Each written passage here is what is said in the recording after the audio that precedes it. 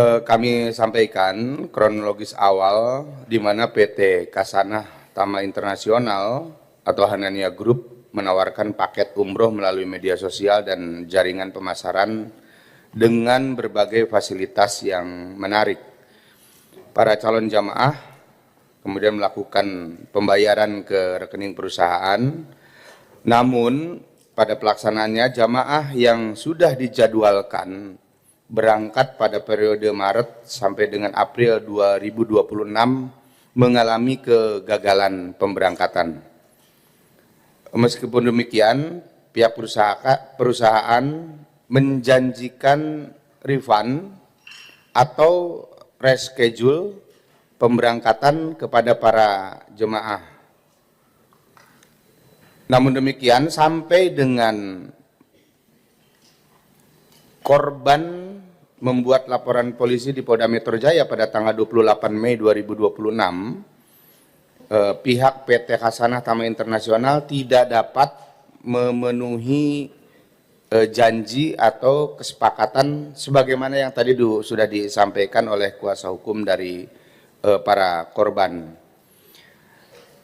Kami sampaikan juga pimpinan bahwa kami menemukan ada fakta berdasarkan hasil penyidikan atau berita acara pemeriksaan dari tersangka.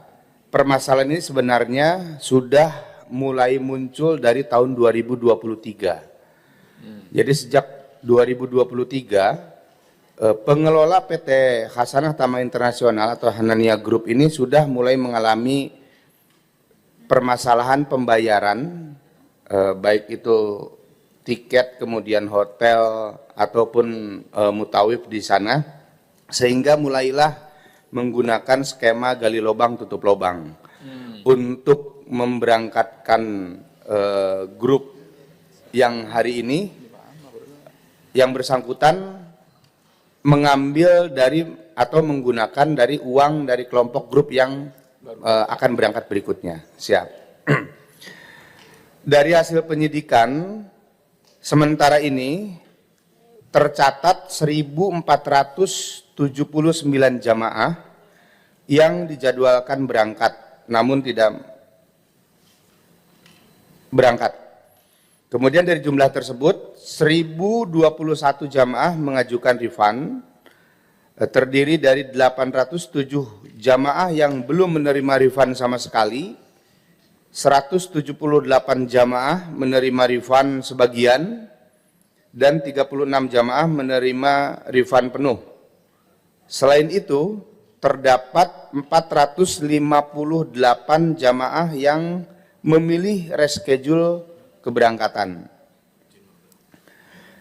Sampai dengan hari ini, korban masih terus bertambah karena kami laporkan kepada pimpinan beserta seluruh anggota Dewan yang terhormat bahwa kami sudah membuka layanan pengaduan untuk korban travel Kasanah Tama Internasional. Jadi di Direktorat Reserse Kriminal Umum Polda Metro Jaya saat ini kami membuka layanan pengaduan 24 jam yang siap menerima pengaduan dari korban-korban Hanania Group tersebut.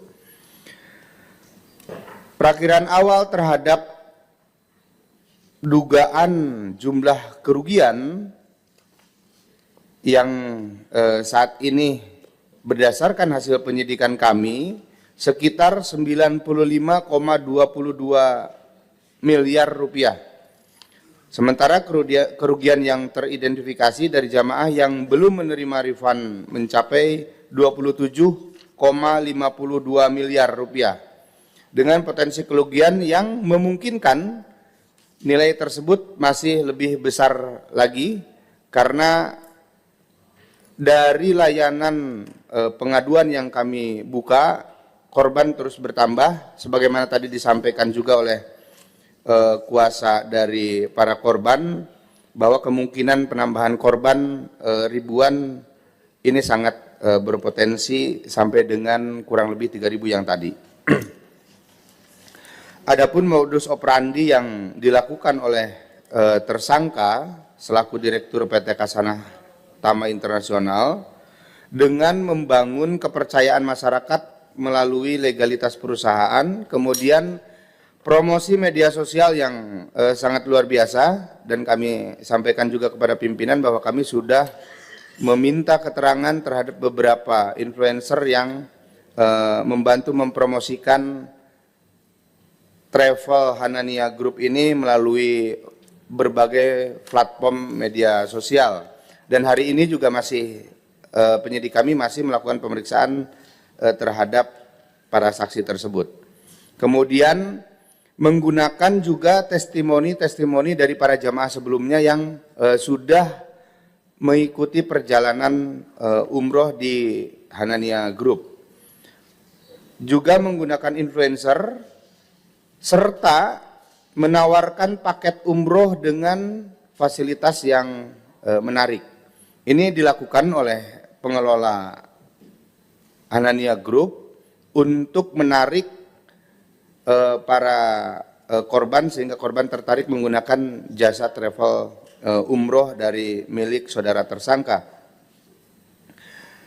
Kemudian dana yang diterima dari jamaah tidak digunakan sesuai dengan peruntukannya, melainkan dipakai untuk menutupi pembiayaan keberangkatan jamaah periode sebelumnya, kemudian operasional perusahaan, gaji karyawan, promosi, dan kewajiban lainnya, sehingga menimbulkan skema gali lubang tutup lubang. Ketika keberangkatan gagal, perusahaan memberikan alasan force majeure dengan kendala tiket maupun penerbangan. Ini pernah disampaikan juga kepada penyidik terkait dengan alasan bahwa penerbangan tidak bisa dilakukan karena situasi di Timur Tengah yang tidak memungkinkan. Namun demikian, kami dapat menggali fakta yang lain bahwa permasalahan tersebut bukan semata-mata ditimbulkan karena tidak dapatnya dilakukan penerbangan ke Timur Tengah karena alasan situasi perang. Namun ini sudah terjadi dari sejak tahun 2023. Adapun pasal yang disangkakan, sementara ini kami masih melakukan pendalaman dan penerapan dengan pasal 486 KUH pidana dan 492 KUH pidana dengan ancaman pidana 4 tahun penjara. Adapun aset dan rekening yang diblokir, kami sudah melakukan pemblokiran terhadap 3 rekening utama yang digunakan oleh tersangka, baik atas nama PT Kasanah Tama Internasional pada Bank Mandiri, 2 rekening PT Kasanah Tama Internasional yang terdapat di Bank Mandiri sudah kami lakukan pemblokiran. Kemudian 1 rekening atas nama pribadi saudara tersangka ASF di Bank Mandiri juga sudah kami lakukan pemblokiran.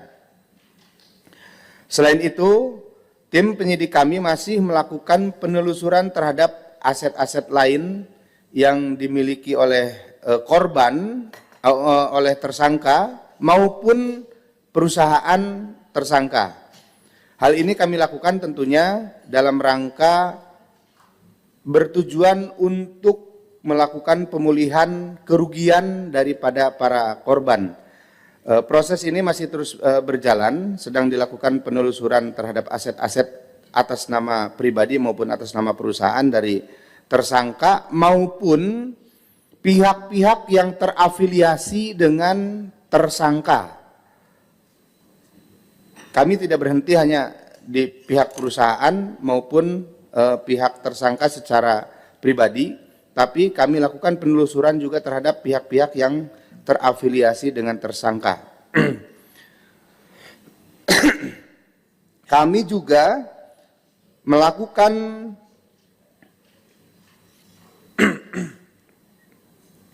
upaya untuk pengembangan perkara dalam tindak pidana pencucian uang. kami sudah melakukan koordinasi dengan PPATK untuk melakukan tracing atau sebaran daripada dana-dana yang dilakukan oleh tersangka.